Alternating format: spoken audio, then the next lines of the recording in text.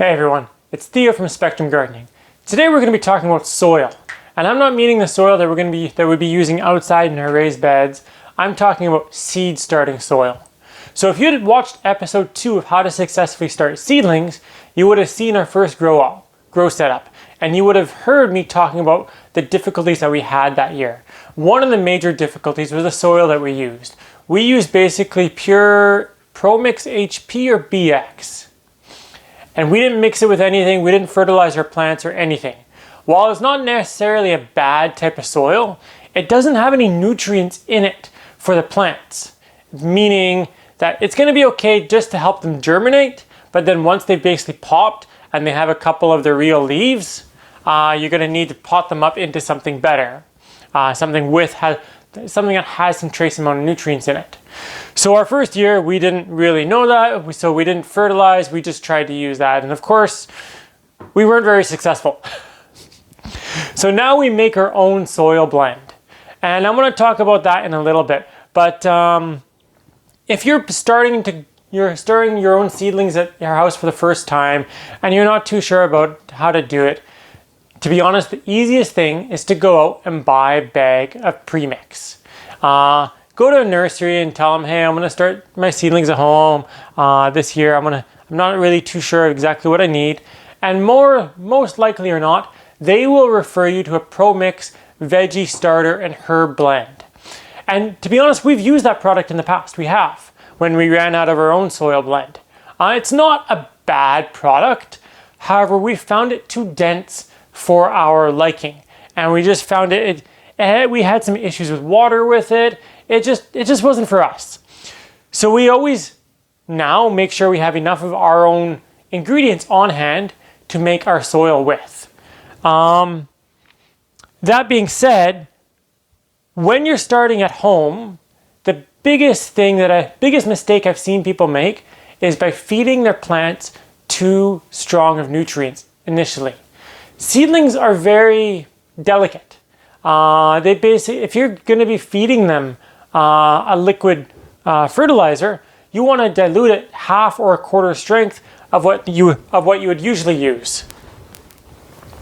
Because if you have it too strong, you're going to hurt the seedlings and you're going to burn them, and you're basically going to stunt them and set them back even before they had a fighting chance to be outside. So now that we've talked about a little bit about the options of buying pre-made or using a kind of sterile mix like ProMix HP or BX, let's take a look at our ingredients.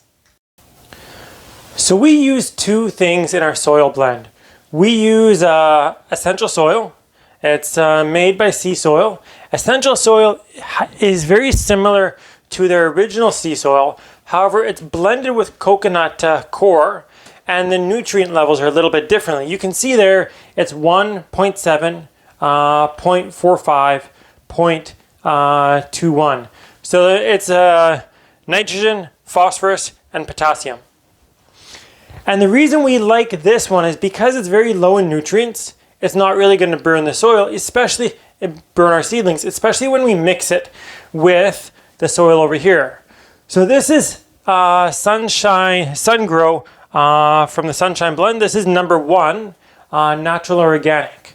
So both of the products that we use are certified organic. Even though we are not certified ourselves, when people ask us, hey, do you use chemicals on your seedlings? Do you do this or do you do that? We can tell them, no, we don't use any extra fertilizers. We don't use any synthetic.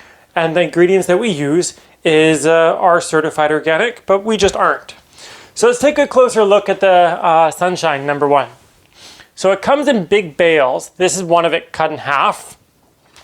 And you can see how compact it is right here. You can see it's very hard.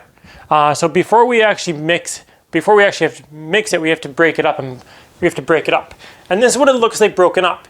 And you can tell it's really light and really fluffy.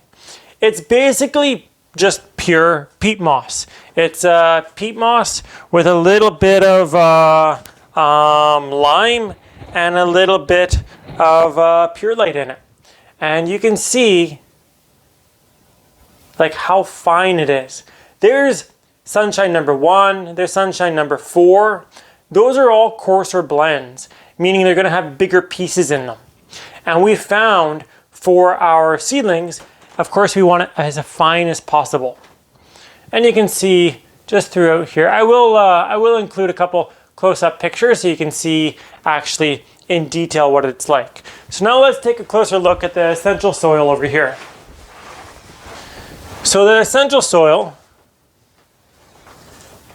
you can see, looks very rich compared to the sunshine blend.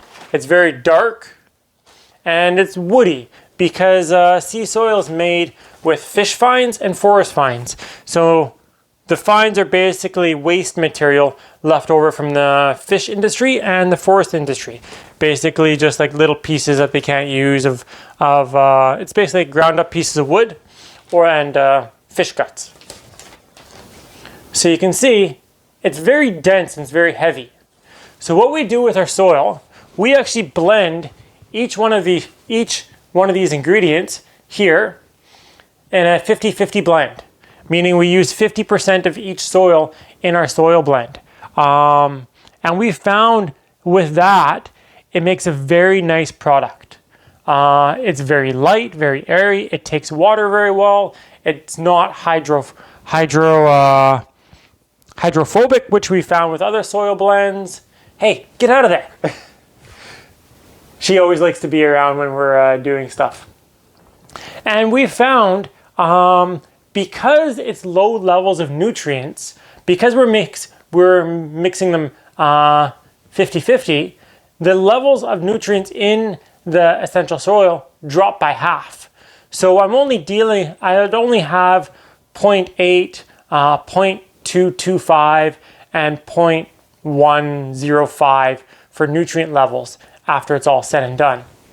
And while that may not seem a lot, we actually don't feed our seedlings anything from the time that we planted them, from all the way to when we sell them or stick them in the ground. What happens is when they need to be repotted, we'll repot them with fresh soil, and that's when they get an additional charge then. Other than that, we don't do anything. We just basically add water to this.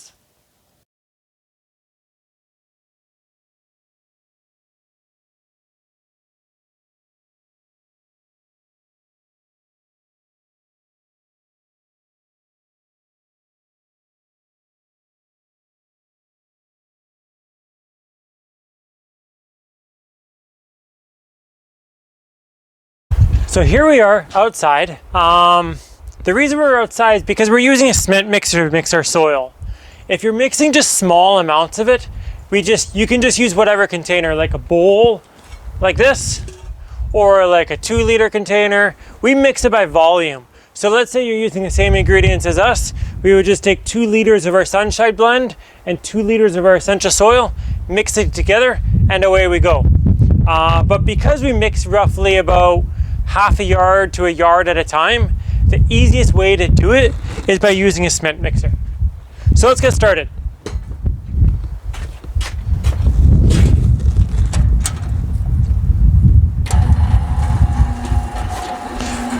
So the thing is though, when we're mixing, we only want to add in a small amount at a time at each one go.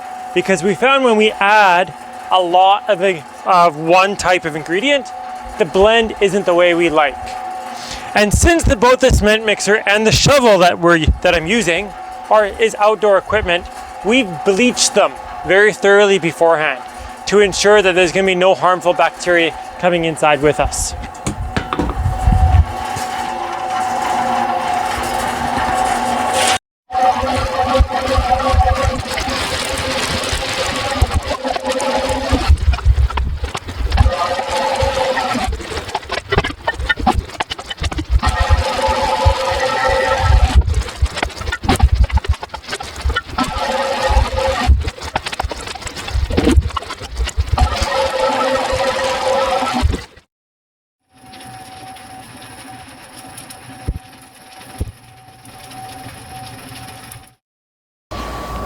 In the previous clip with the cement mixer, you probably saw me quite often with a shovel kind of pulling the soil out from the back of the cement mixer.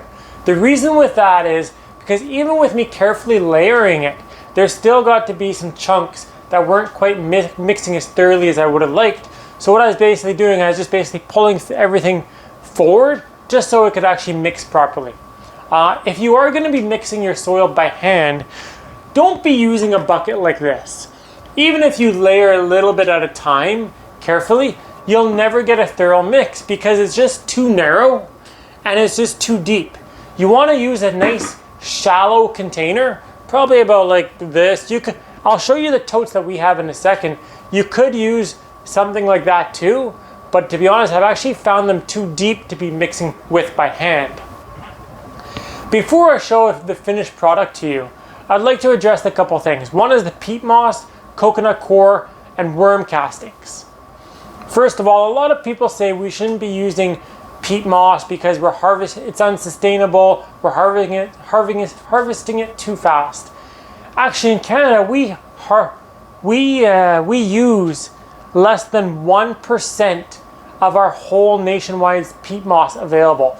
It's actually more like 0.03% is currently being harvested, currently being restored, or has been harvested at one point. That's 0.03% of all the peat bogs in Canada. It's a very small percentage.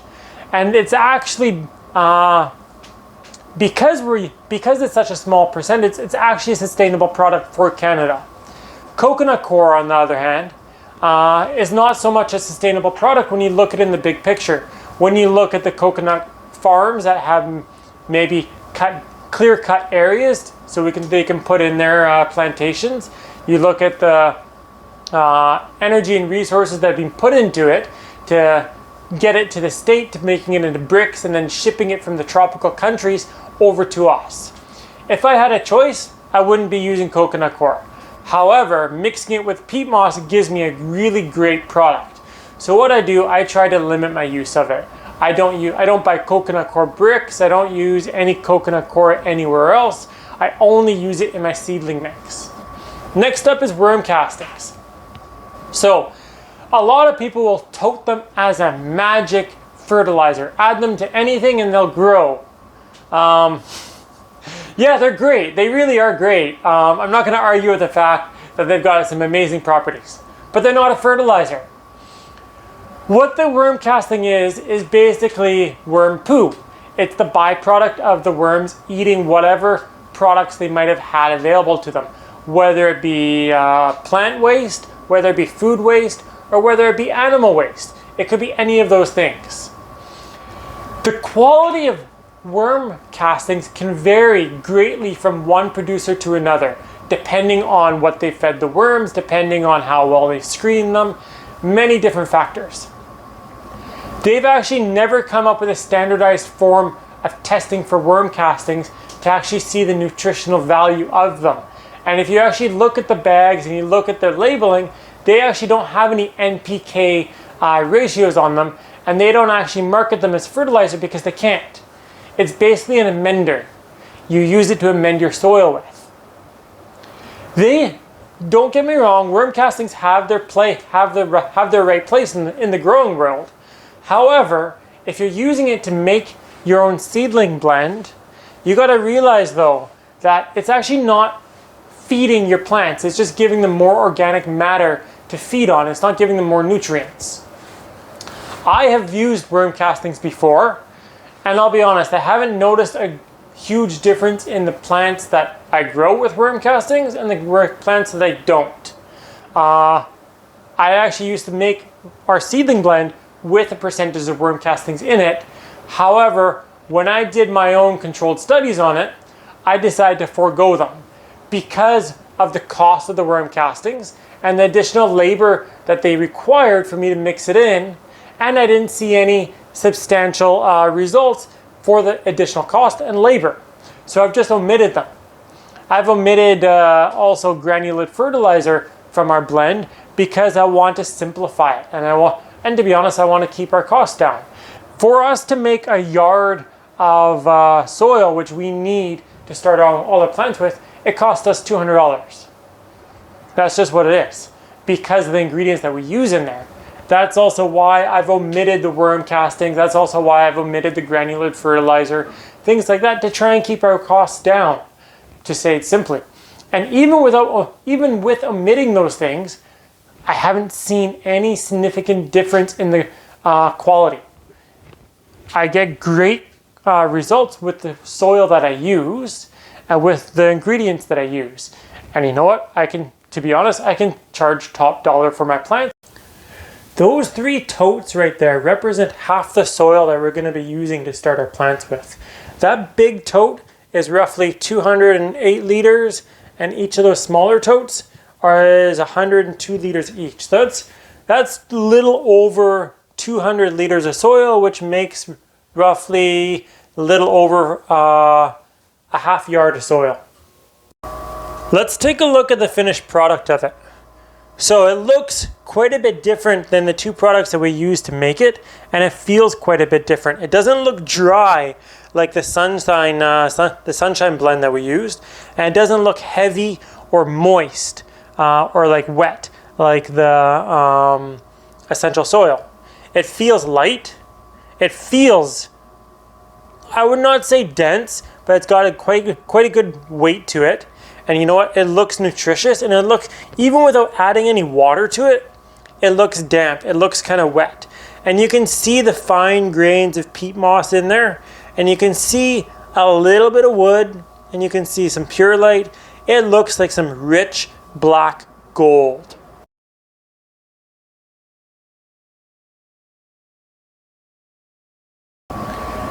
People often ask why I spend so much money to make our own seedling soil. The simple answer is because I can use the product I can make right from seed, straight from seed, all the way out to the garden without having to fertilize my plants. All I have to do is just basically plant the seed and water them, and that's it. I walk away. I do have to repot them, but I don't have to worry about adding liquid fertilizer or feeding them or anything. That's it. And the funny thing is, I actually calculated one year how much, let's say, buying a premix would cost me, like a Pro Mix seedling start and stuff like that, versus making my own. The difference was right around about 3 cents per liter. While it may not sound like a lot, 3 cents times 750 or something, I'll put the answer above my head. If you have any questions about our soil blend, or any questions about the process or anything like that, make sure to throw them down in the comment section below. And don't forget to give us a thumbs up and subscribe to our videos.